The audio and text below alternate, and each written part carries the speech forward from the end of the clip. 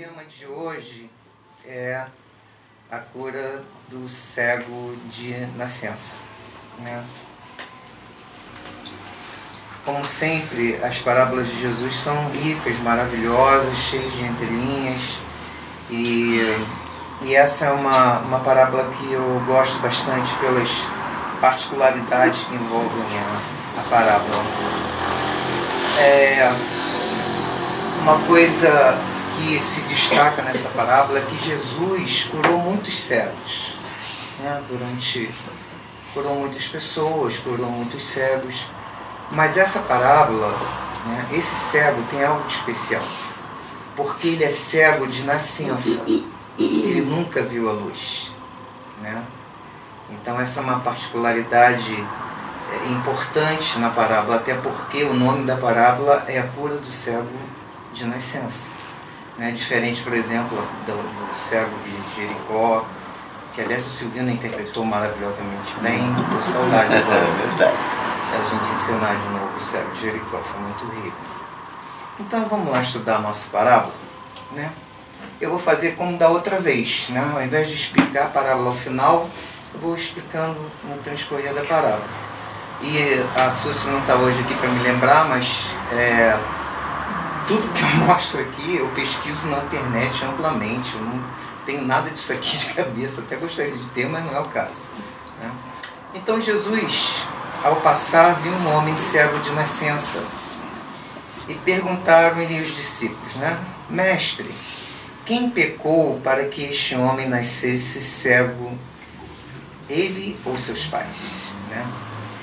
Então, a primeira observação é que os discípulos conheciam esse cego. Ele era uma pessoa conhecida dos discípulos. Eles o reconheciam como um cego de nascença. Eles não foram lá perguntar, escute, você nasceu cego ou você ficou cego depois, né? Eles conheciam o cego.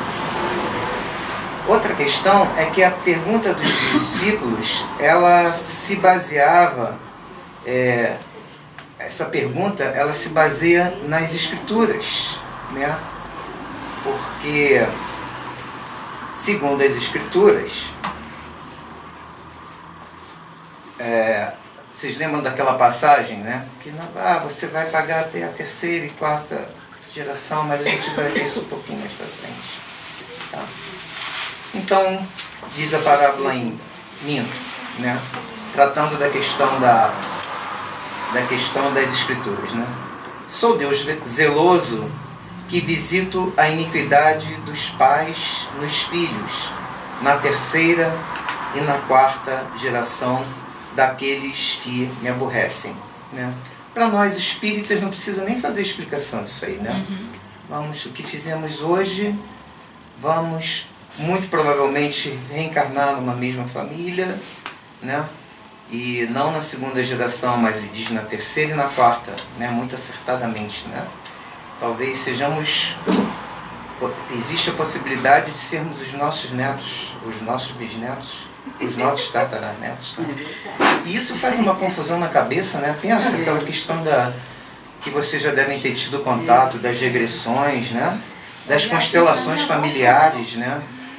Você está lá se vendo talvez representado em alguém que é você. Muito louco isso, né? Mas enfim, é uma boa reflexão sobre isso também. Vamos seguir então na nossa parábola. Então respondeu Jesus, nem ele pecou, nem seus pais, mas isso se deu para que as obras de Deus nele se manifestassem. Então, olha que legal, né? Essa parábola é muito rica. Com esses dizeres, Jesus afirma que esse cego não tinha nenhuma relação de karma com a cegueira. Nenhuma, né? E a gente vai ver que legal para frente como é que as coisas se enriquecem, né? E que concordou em encarnar dessa forma para que todos testemunhassem o caráter divino de Jesus. Ele não pecou, nem ninguém antes dele pecou. Ele não tinha relação de karma com a cegueira. E vocês vão ver a forma inteligente como Jesus manifesta isso para frente. É necessário que façamos as obras do que me enviou enquanto é dia. Vem a noite, quando ninguém pode trabalhar. Estando eu no mundo, sou a luz do mundo. Então, Jesus nos fala de realizar o seu trabalho enquanto estava entre nós. Dele passar toda a mensagem que ele tinha que passar, através das vivências ricas, muitas dolorosas, né? E mais uma vez, como entre tantas outras, ele reafirma a sua missão diante do mundo, né? Eu sou a luz do mundo, né? Ninguém vai ao Pai senão por mim, né? E seguindo em frente, tendo assim falado, cuspiu no chão e, fazendo lodo com o cuspe, aplicou-o nos olhos do cego. Gente do céu, vou lembrar uma passagem para vocês. Vocês lembram daquele criado do centurião? Lembra que o centurião tinha um grande amor pelo seu servo e ele estava doente? E o centurião vem até Jesus e pede a Jesus que Jesus vá lá curar o seu servo, seu servo, não sei se tem outro termo para isso, mas aquele criado dele, né, aquela pessoa que ele amava muito. E Jesus disse assim, não, você pode ir lá que ele já está bom. Jesus não foi nem lá ver o cara. Não rezou nem uma Ave Maria, um Pai Nosso. Disse assim, vai lá que ele está bom. Né? E o cara voltou para lá e realmente o servo dele estava curado. Né? Aí eu pergunto a vocês, por que Jesus se deu o trabalho de pegar lodo do chão, cuspir no lodo, pegar a terra do chão, cuspir na terra e fazer lodo e passar nos olhos desse cego? E não podia fazer como, por exemplo, como o cego de Jericó, né? O que queres de mim? Quero que tu me cures. Então, veja. E ele começou a enxergar, né? Sérgio, não foi bem assim. Sérgio, eu não vou explicar nada. Só quer dizer que esta é uma passagem fantástica. É para a gente refletir muito, muito, muito, muito. Leiam 10 mil vezes esta frase. A cada vez que vocês vão ler, vocês vão perceber uma variedade, uma riqueza. Eu não sei se eu vou conseguir, né, pelo menos pelo pouco tempo que eu tive de pesquisa, que, como eu disse, eu estou bem atrapalhado. E também pelo nosso pouco tempo de exposição do tema, se eu vou conseguir chegar no nível de profundidade que eu gostaria de chegar. Mas eu tenho a impressão que pelo menos algumas dúvidas assim a gente vai tirar e deixar claro aqui. Bom, então, a primeira consideração que eu tenho a fazer é o seguinte, explicando. A lei de Moisés era um composto de 613 mandamentos, o mitzvot. Como é que é, Silvio? Mitzvot. Então, sendo o decálogo, né, os 10 mandamentos, lá um resumo dessa lei, né? Os fariseus, né, foram criando uma espécie de leis complementares, segundo o entendimento deles, né? A gente entende disso. Então, segundo os entendimentos deles lá, eles foram criando leis complementares. Então, segundo as leis complementares, um judeu, olha só que coisa, né? Um judeu não poderia sequer cuspir no chão no dia de sábado, pois sua saliva produziria lodo, né?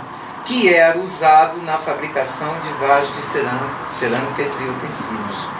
E eles estariam assim trabalhando. Né? Se um judeu tivesse que cuspir na rua, né, ele tinha ou que não cuspir, engolir, ou ele tinha que cuspir numa pedra, porque senão ele estava cometendo o pecado. E vocês pensem que Jesus não era brincadeira. Ele foi lá no dia de sábado, fez lodo e ainda curou o cego no dia de sábado, que também não podia curar, não podia fazer. Eu fico pensando, né?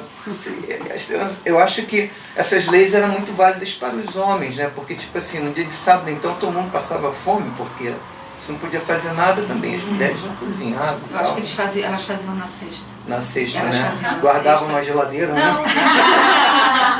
não, mas é assim, eles fazem na sexta. Até hoje, assim. Eles fazem na sexta. Pra não ter que fazer pra no não ter que sábado. fazer no sábado. Bacana, viu? Eu não sabia disso aí.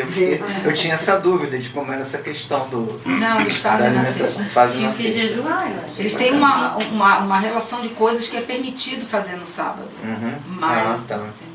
Tá bom. Se for pra mulher fazer.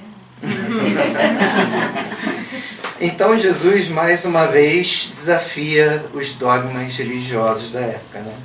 Existe uma outra questão também que cabe, olha só, com um simples gesto de Jesus, onde a gente vai parar, né?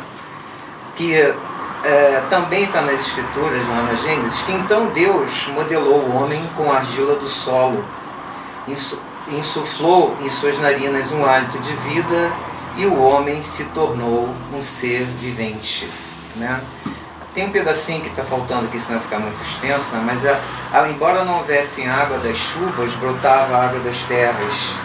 Então, dessa mistura da água que brotava das terras e da argila, então Deus criou o homem. Como ele era um cego de nascença, vamos dizer assim, alegoricamente falando, que ele tinha um defeito de fabricação. Então, talvez também Jesus tenha passado essa mensagem, né? E aí, a gente não pode desprezar todos os conceitos esotéricos que foram criados em cima desse pensamento, né? Dos diversos elementos, os 4 elementos da natureza, né? De naturezas diversas. São os doadores, os purificadores, os mantenedores e os destruidores da vida, né? Então, de um simples e humilde gesto de Jesus, e como sempre, né, com aquela capacidade dele, eu ia levar anos para conceber um negócio mas ele estava ali assim, a quente, vivendo aquela experiência, e as coisas vão acontecendo, e ele vai trazendo essa quantidade imensa de vivências e etc. para todos nós. Então, com o cuspe, aplicou aos olhos do cego, dizendo: vai lavar-te no tanque de Siloé. Já já a gente vai falar sobre o tanque de Siloé. Ele foi, lavou-se e voltou enxergando. Pensa bem, né? Ele poderia ter dito assim: pega ali uma jarrinha de água e lava os olhos. Ou poderia ter dito: vai no poço e lava os olhos. Peça alguém para lavar seus olhos. Não, não foi isso que ele disse. Ele disse: vai ao tanque de Siloé. Foi o que ele disse, né? Gente, esse é o tanque de Siloé. O cara estava cego. É um dos pontos mais baixos de Jerusalém, o tanque de Siloé. De qualquer lugar de Jerusalém, para você chegar no tanque de Siloé, você tem que descer uma pirambeira doida. O cara era cego, ele estava cego, cheio de lama no olho, e Jesus disse para ele: vai se lavar no tanque de Siloé. E assim o cego fez. Desceu a pirambeira toda, desceu esses estados para chegar lá. Então, o tanque de Siloé não era um lugar de fácil acesso. Era uma descida íngreme e acidentada. Um lugar baixo de Jerusalém. Eu quero lembrar para vocês o que foi dito. Só lembrar que não havia uma relação kármica desse cego com a cegueira. Ele veio espontaneamente, como cego, para testemunhar, né, o caráter divino de Jesus, né? E vocês sabem o que quer dizer Siloé? Siloé quer dizer enviado. Olha a riqueza. A gente pega essa parábola, você não se dá o trabalho de debruçar sobre ela. É um poema, né? É um poema escrito ao vivo, né? Então, mesmo sendo curados pelo amor de Jesus, devemos caminhar cegos pela descida escarpada das nossas almas para nos encontrarmos na fonte do autoconhecimento que nos lavará os olhos. Tem uma parabolinha de Jesus, né? Só porque ele pegou lama e colocou lama. Então, os vizinhos e os que antes, eu coloquei essas figuras contemporâneas de propósito, para fazer uma associação, para a gente não achar que as coisas aconteceram lá na época de Jesus, bacana a história. Não, a gente está vivenciando esse Jesus hoje, né? Então os vizinhos e os que antes o conheciam de vista como mendigo perguntavam: não é esse o que se assentava para mendigar? É ele mesmo, respondiam uns. Não é, mas é parecido com ele, diziam outros. Porém, ele dizia: sou eu mesmo. Então, essa visão, ela nos dignifica. Ela nos tira do estado de mendicância diante da vida e de Deus. Nos transforma, nos torna irreconhecíveis, muitas vezes diante daqueles que julgam que nos conhecem. E muitas vezes até para nós mesmos.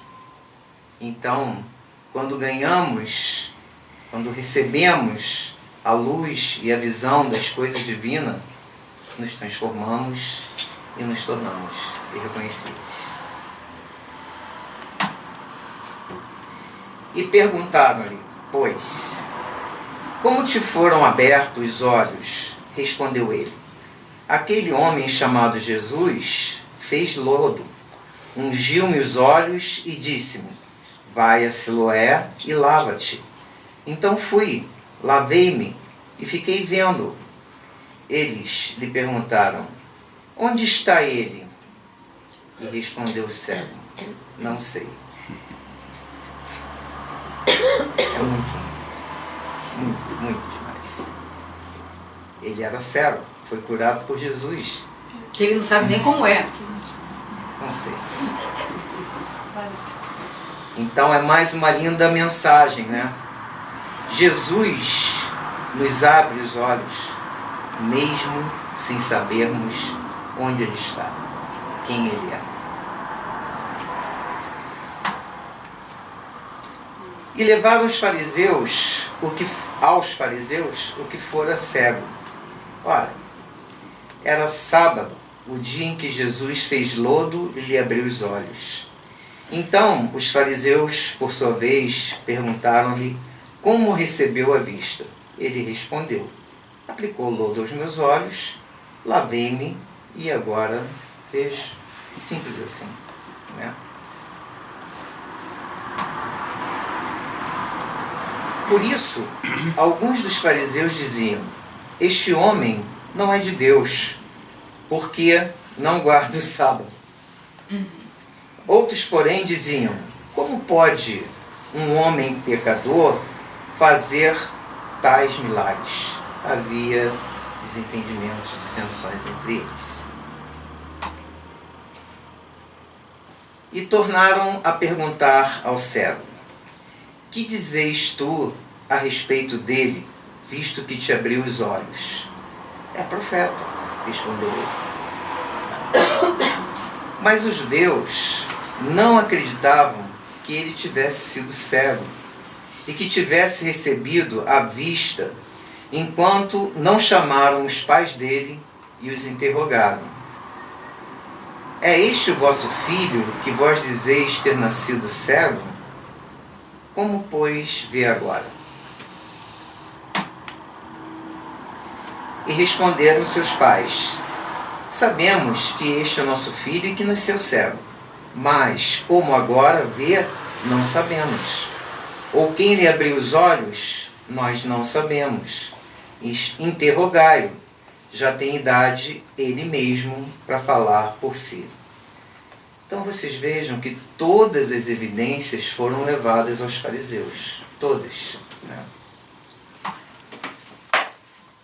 Isso disseram seus pais porque tinham medo dos judeus, porquanto estes já tinham combinado que, se alguém confessasse ser Jesus Cristo, fosse expulso da sinagoga. Por isso disseram aos seus pais: ele já tem idade, interrogai-o. Mas eles estavam irredutíveis, né? Os fariseus tinham não só poder religioso, mas eles também eram os juízes e os executores da lei, né? Segundo os seus entendimentos. Eles eram pessoas de poder, né? Então, chamaram pela segunda vez o homem que fora cego e disseram: dá glória a Deus, nós sabemos que este homem é pecador. Ele respondeu: se é pecador, não sei. Uma coisa sei, era cego e agora vejo. Perguntaram-lhe, pois, o que é que te fez? Como te abriu os olhos? E ele lhes respondeu: já vos disse, e não ouvistes. Por que quereis ouvir outra vez? Porventura, quereis também vós tornar-vos seus discípulos? E essa é uma parte importante, né? Ele, além de afrontar os fariseus, tomado, né, pela fé, pela gratidão por ter sido curado, ele ainda convida os fariseus a serem discípulos de Jesus, que era para eles um insulto, né? Então, o ex-cego enfrenta a descrença dos fariseus enfurecidos, nos deixando a mensagem de que, tendo Jesus nos dado a luz, devemos enfrentar a incredulidade e a intolerância dos descrentes, antes mesmo de conhecermos a Jesus. Discípulo dele és tu, mas nós somos discípulos de Moisés. Nós sabemos que Deus falou a Moisés, mas este não sabemos de onde ele é. Respondeu-lhes o homem: é maravilhoso que não saibais de onde ele é. Eu vou repetir. É maravilhoso que não saibais de onde ele é. Contudo, ele me abriu os olhos. Sabemos que Deus não ouve a pecadores, mas se alguém temer a Deus e fizer a sua vontade, a este ele ouve. Ele teve coragem para enfrentar os fariseus. Desde que há mundo, nunca se ouviu que alguém abrisse os olhos a um cego de nascença. Se este homem não fosse de Deus, não poderia fazer. Eles lhe replicaram: tu nasceste todo em pecados, e tu nos está ensinando? E lançaram-no fora. O que se evidencia aqui é o orgulho e a vaidade dos fariseus. Eles tiveram todas as oportunidades, né? Soube Jesus que o haviam lançado fora e, encontrando-o, perguntou: crês tu no Filho do Homem? Quem é ele, Senhor, para que eu creia nele? Né? Porque ele sabia quem era Jesus, não tinha visto, né? Respondeu-lhe então o homem. Disse-lhe Jesus: já ouviste, e é ele quem fala contigo. E ele disse: creio, Senhor, e o adorou. Para conhecermos Jesus, precisamos então sermos curados por ele.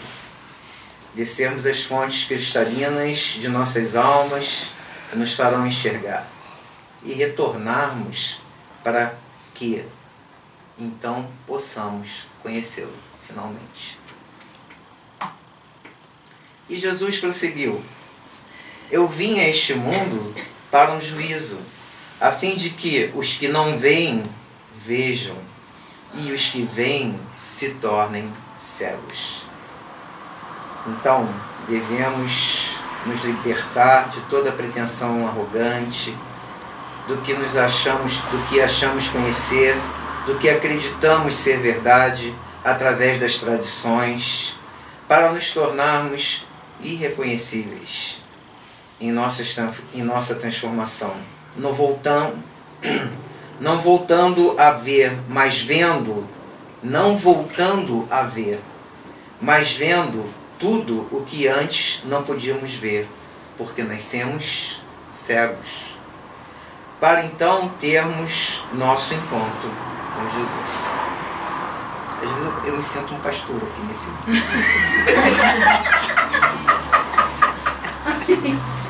Pode, querido, pode. Pode. Não, se querer fazer pouco, mas é um outro estilo de pregação, né? Muito acostumado com esse negócio.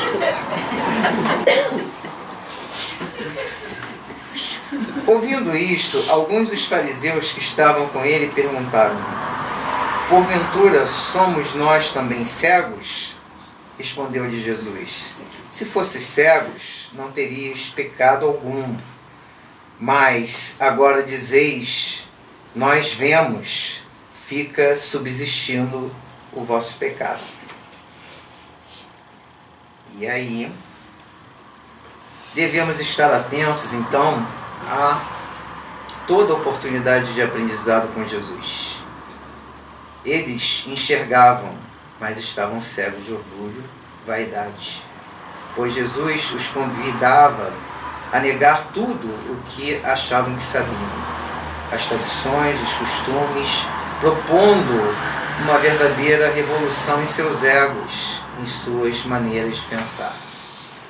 Sejamos nós curados da cegueira por nosso Divino Mestre e a lavar nossos olhos espirituais no tanque dos enviados, para abrirmos nossos olhos aos seus ensinamentos de amor e caridade, nos tornando reconhecíveis em nossos atos de amor e caridade, dando o nosso testemunho de vida, enfrentando com humildade os que se mostram resolutos em seus orgulhos e vaidades, e os convidando também a se tornarem discípulos de Jesus.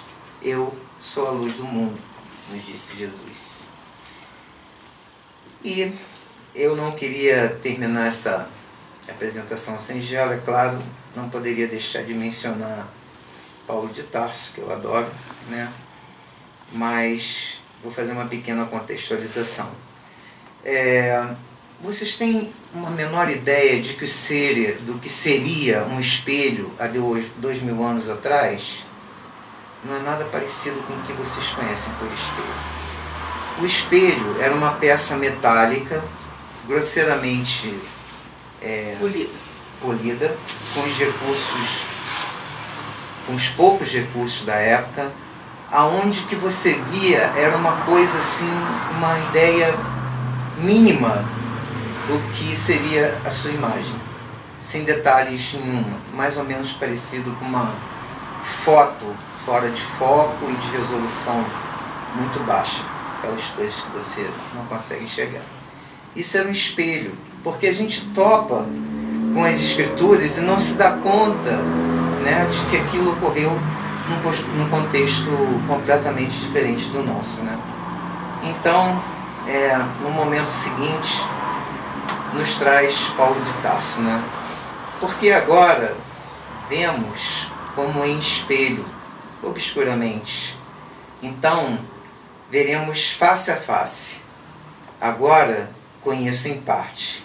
Então, conhecerei como também sou conhecido.